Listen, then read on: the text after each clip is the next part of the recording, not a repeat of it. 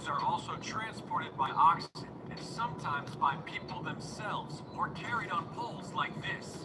Filming is difficult due to the shaking from the uneven pavement. I'm sorry, I'm trying to keep the camera steady, but it's not really working yet. But then the pavement ends altogether.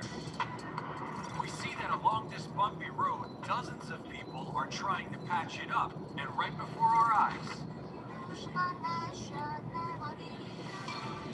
much of North Korea's coastline is sealed off with barbed wire. Is this a barrier?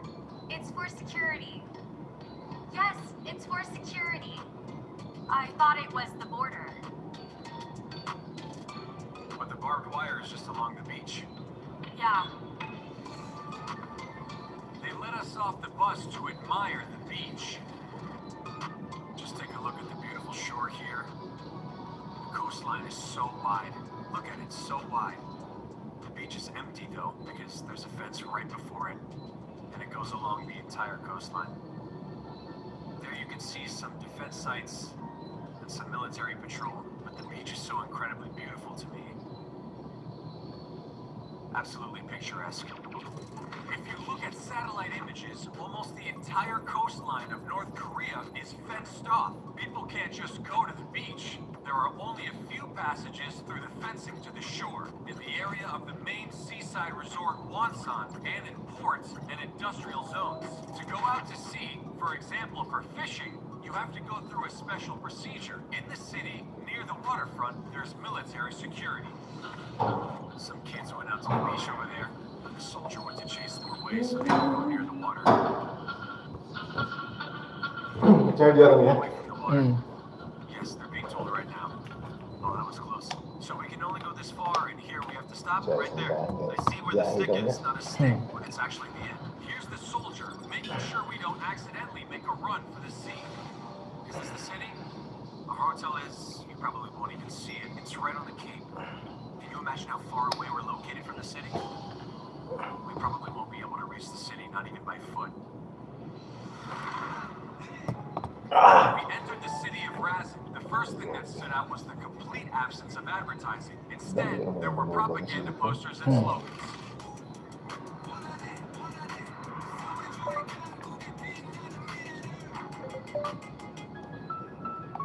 Welcome back all, we're in Razin.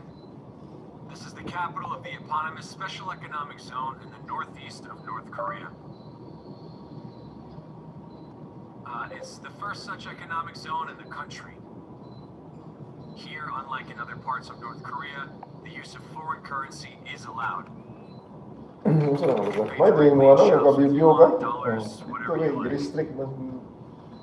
fact, tourists are not even allowed to use the local currency. Let's look at how people live here.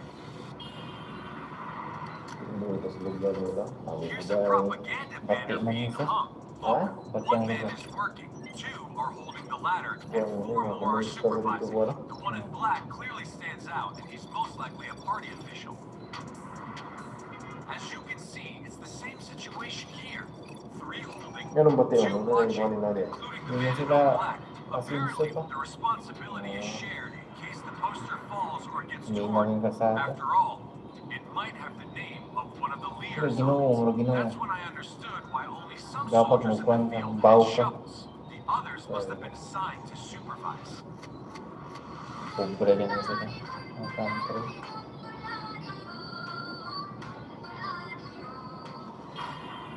Soldiers are the only pedestrians that cars yield to. And actually, there are far more cars in North Korea than people usually say. Most likely, the myth about completely empty roads dates back to the 1990s and early 2000s. I personally first heard about North Korea in the year 2000. Our neighbors at the country house had gone on a work trip and sent us absolutely shocking videos from there. This is what the streets of Pyongyang looked like back then. As you can see, there are practically no cars. There are some, but it's the weekend. As you saw, completely empty roads. Not a single car, very few people. It looked like a ghost town, and Pyongyang just seemed deserted. Actually, filming isn't allowed everywhere. That's right.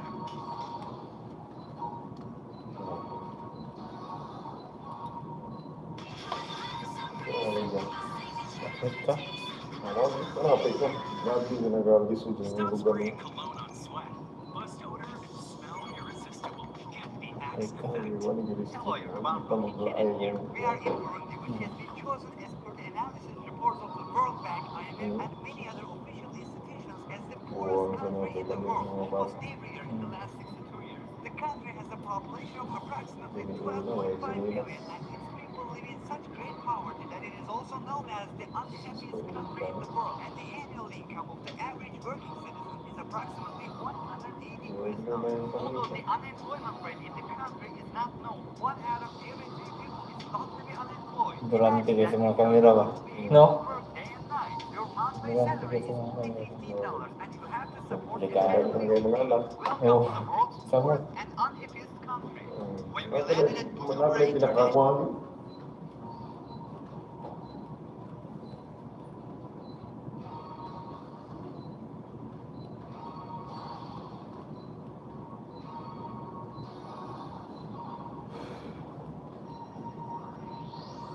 Kita mo ano, world's most dangerous roads, ang Pilipinas.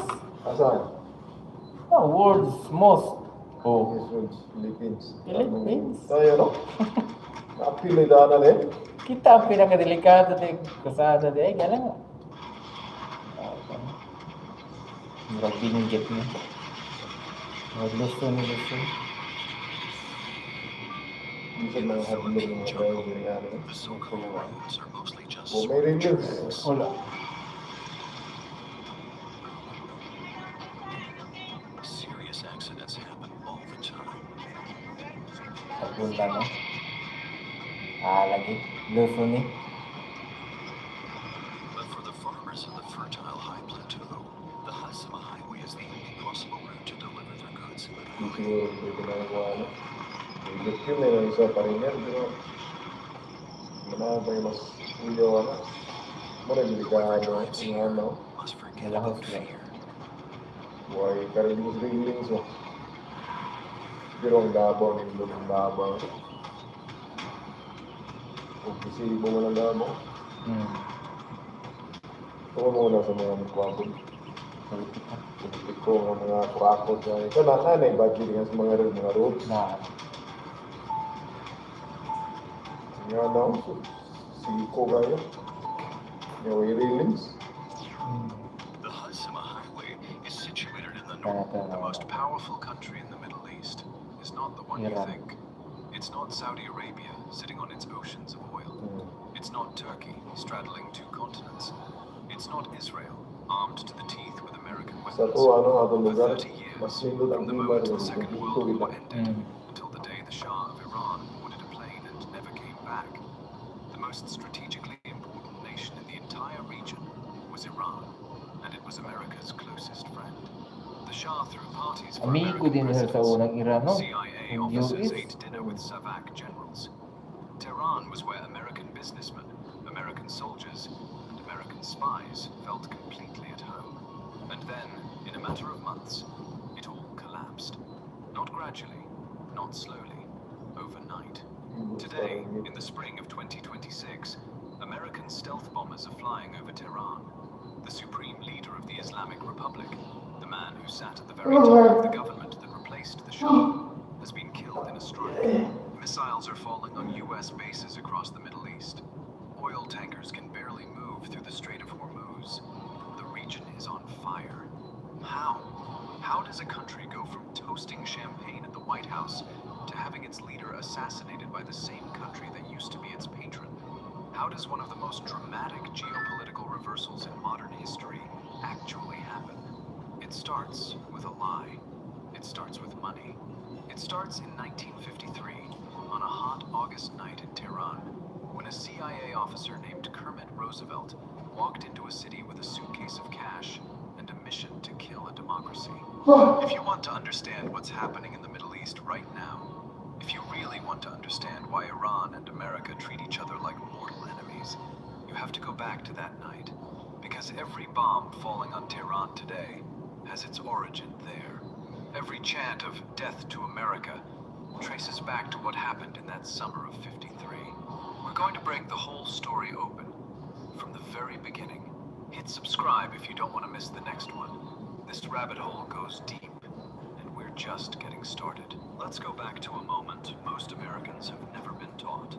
Imagine Iran in 1951. Not the Iran of mullahs and missiles and nuclear standoffs. A different Iran entirely. A country with a parliament, a functioning democracy, a free press. A country that had just elected, in a genuine contested election, a man named Mohammad Mossadegh as prime minister. Mossadegh was nearly 70, sometimes so overcome with emotion during his speeches that he would weep openly at the podium. He was famously eccentric. He occasionally received foreign dignitaries while lying in bed in his pajamas. Time magazine named him Man of the Year. The international press adored him. His own people loved him with a ferocity that his enemies could never quite understand. Here's why. Underneath Iran's soil lay something that the entire industrial world desperately needed. Oil. Vast, almost incomprehensible quantities of it. And for decades, almost none of the money from that oil had gone to the Iranian people. It had gone to the British. Specifically, it had gone to the Anglo-Iranian Oil Company, the company that would later rename itself BP. They paid Iran a tiny fraction of the profits. When Mossadegh's government asked to see the books, just to verify that Iran was paying its own, the British refused. As if the idea of an Iranian government demanding accountability over Iranian oil was somehow absurd. So Mossadegh did the thing that seemed obvious. He nationalized the oil industry. He stood in parliament and said, "These resources belong."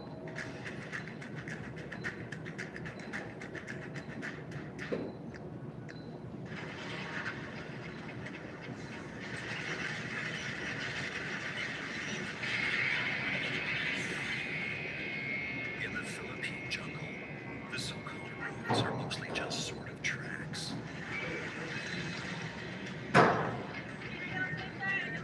Serious accidents happen all the time.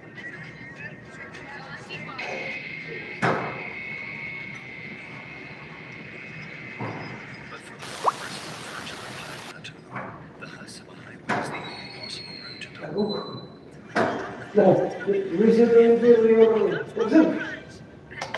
Permission to enter the premises. Bro, ikaw sa ba?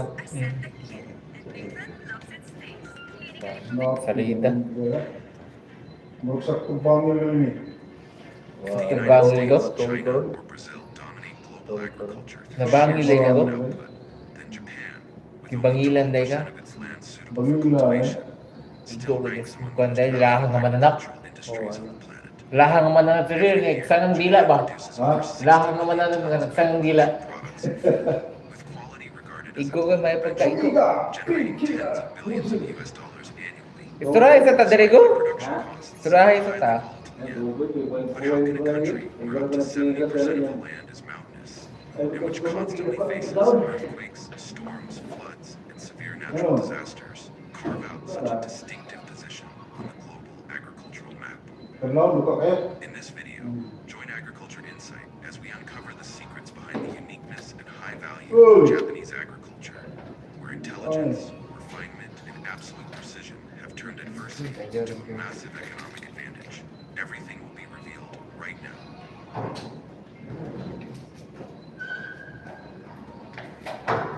Namin lang dito siya.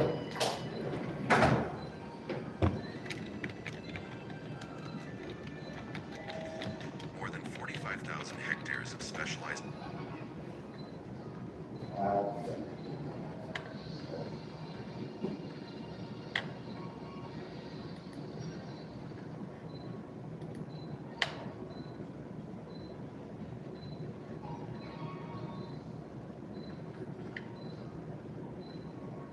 Nag-umpisa na talaga.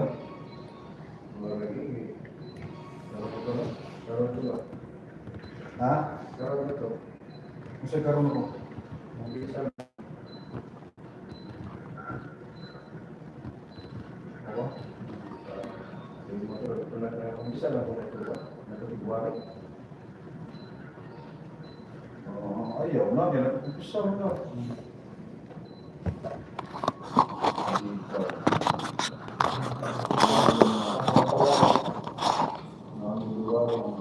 Pasal ini muda buka na kami yang ingin paling yang orang sige cara semua cara bukan tu paling yang Maria untuk Maria untuk mengamu dan integration pada punto pasal ini wah ngayon dia udah gue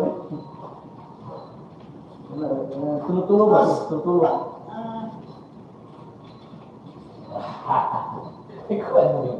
Ay, kamu udah iingay mo, may udah iingay niya. May pakaon na sa tubir, mag-luto bir niyo. Hindi siya na pakaon bir eh. Luto-luto na sa dagat ko kamu ng bir. Ati ka to ko luto bir. Lagi? Tapos sa siri. Ako sa imo. Ano ba? Iya yun. Ga kita para sa 5 ka chicks. Kenapa?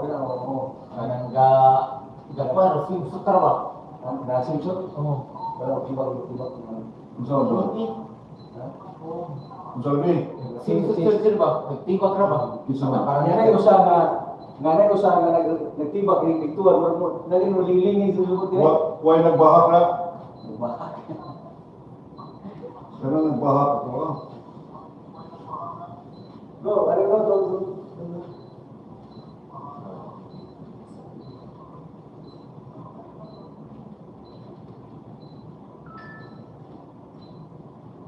Rib. Ilan daw? Gusto mo na? 200? Kaya mas mila 200. Ako sagot na mo. Karo ko ay ano mo? Ano mo? Murag, lahit na ano. Samsung na dua ba na? Okay. Ay mo karon na ba dua na?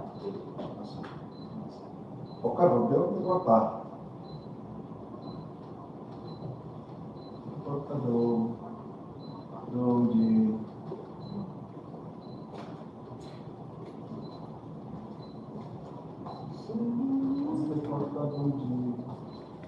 open mo ya. Oh.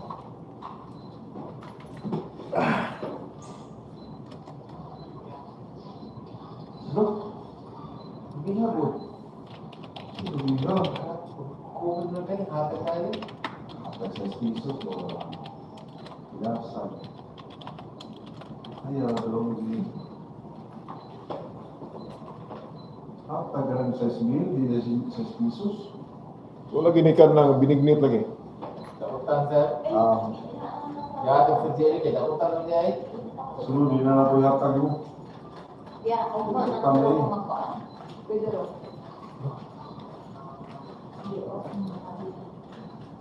Ano na sir?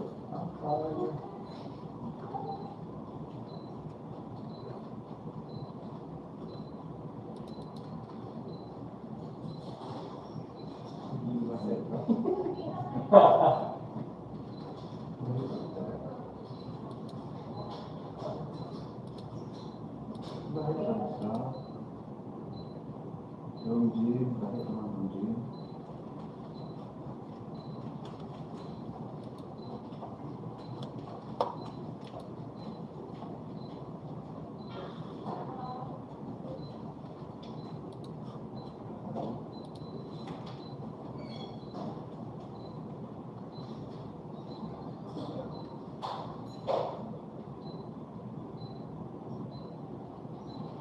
Si Kwan sir ba? Oh. Si Michael Edisma, masihar nila. Usihan ya? Dali rin nga, iya papa, kung anong daan. Oo. Mayo. Ngatag na mga bulan, ngatag na green, ako na. Isa. Si Kwan Edisma. Mikey lagi. Ano? Papan mo na, pamumang kayo ba?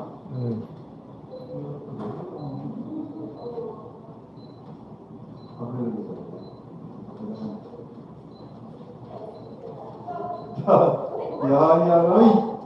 Maglam niya, kailan na ako na, pauli na. Malangin. Amping.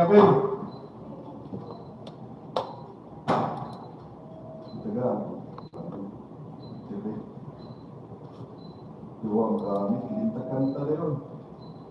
Kanta ganyan ko ganyan, napaasa ko pinantahan. Dalo na to na sa kuwan. Dalo na to sa outing. Ha? Maganda na rin to, Jer, sa outing ba? Oo, pwede. Microphone nila doon ako. Mukha tira ko mga madalo na. Magda ka?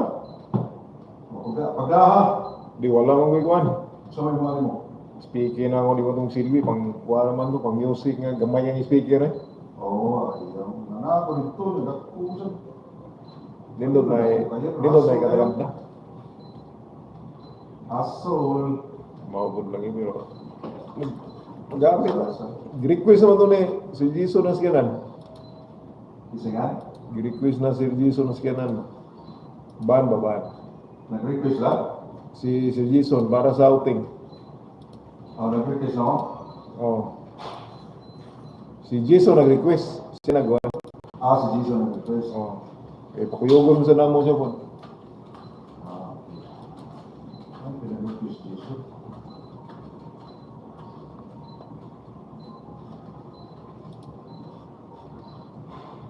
Covid ng mga kami.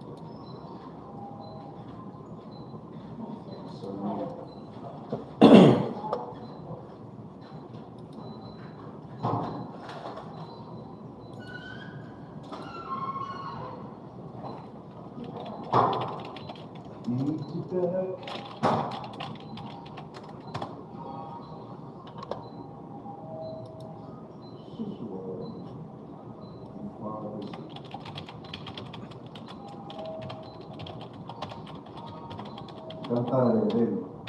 Oh, kanta ko ganyan. Siguro, hindi mo palaan yung mga tao din. Kada, doon ibalahan ako. Ngayon, kanta nila. Worship mo to. Worship songs mo to. Ano yung kanta? Pag ginuho mo to, kanta, di mo to pang rap. Pag sambag ako ng kanta, si King David ikanta. Ano yung rason? Tungod na sa imong pag-guide sa iya, ikanta ka. Ibawalan na nimo, ibawalan ka na noon. Ang iyong pagkanta, pag-guide mo sa iya, di man mga wordly na, kanang Bawalan? So, kisa mo yung ginagbawalan mo? Yung kanta mo ba? ay, oo, naman ibawal ako yun. Oo. Ano ko na, Alis mo kagbawal ba? Naalala yung bawal mo? hindi mo nila, bawal ko mo kanta ron. Nilalayas mo na mo. Karang yung ganta is worship. Worship song sa Ang ipasabot na mo, bitchip man. Kung may mong gagkanta, generalize na. Kung kanta may bawal, because bawal yun na. Bawal kayo kaon. Pasag, sa isang yung pasag kaon. pero dito sa bantayan, religion eh. Kung itugutan na sila. Ngahanyo na sa. Diba ang suwat, abot niya Roma na suwat nila? Bantayan. Nanghid na sila. Tugutan na. Maghong pa na wala. So much because I felt my weight being so out of control that I barely function. And it's harder and worse every single day. And I know I'm very close to becoming better. So at this point, I wish my life was just a nightmare to make away from. Mag-mix ko muna mo. Hindi mo na Nanay sa butili yan. Sa bawal. Kaya pinangalan. Detail that sounds ordinary until you understand what it actually meant for Basta, every balaan mo Getting mo to ang the daw sa bathroom daw was ng an event. Walking across the apartment to collect your food delivery was almost Narinig mo part kung binunalay ka? Kadaan daw na wala. Karoon naman ang mulimik. Lahat mo sa itong kadaan daw. Ano ba na ba? Huli ako kadaan na. Gusto ko na kaya. Limo na ganyan. Hindi man huli ang naglataan. Lagi na mo lang. Pero biso ganyan ka sa duha ka daw. Saan mo nagadaan daw? Pero kita mo kamuta ako. Hindi mo na daw sa pamitan. Puasa ka. Kadaan daw ang puasa. Puasa na sa lama. Ito, magkasama na. Paano mo na pagkauntaon? Kung kanta, kung sa'yo kung bisigyan mo, kung tamo mo mo aning mga daw. Hindi kayo. Pamitan. Mato ka ng udara, o isa ka man ito. Hindi ko asa na.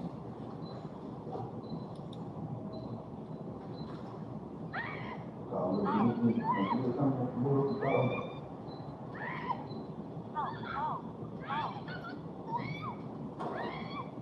Musupa ka na. Bumang.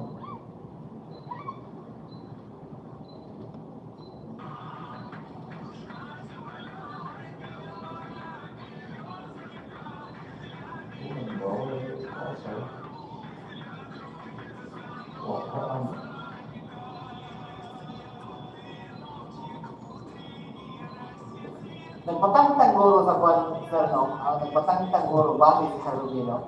Sa? Nagpatangtang dito, nag-electric ang kwan ba? YouTube. Ayun. No? Sinabay nga pa dito, si Saruniga, yaw na kontrapartido nili. Nagtayo ng YouTube dito, kay. Kami na magkuha si Mega sa YouTube. Cellphone niya. Pero sa una diri, mo ni na-restrict sa una diri.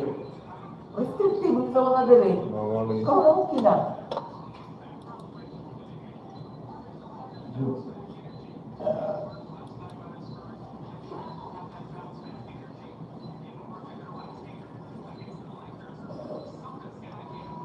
Kuya. Kami sa no, yan no. Naalag mo gud ka dito sa rehab nga magsugaw sa mga tao ba. Dila ayon nung ka. Ay, no, okay naman. Sa ng libutan. O, ako na pili.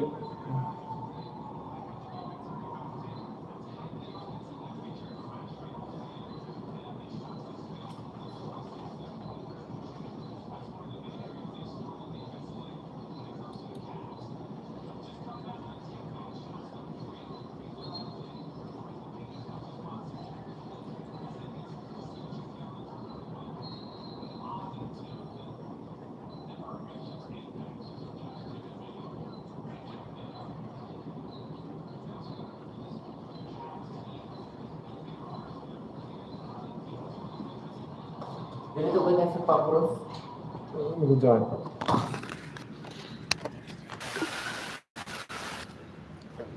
Ang Johannes amo daw sa to dire. Bas.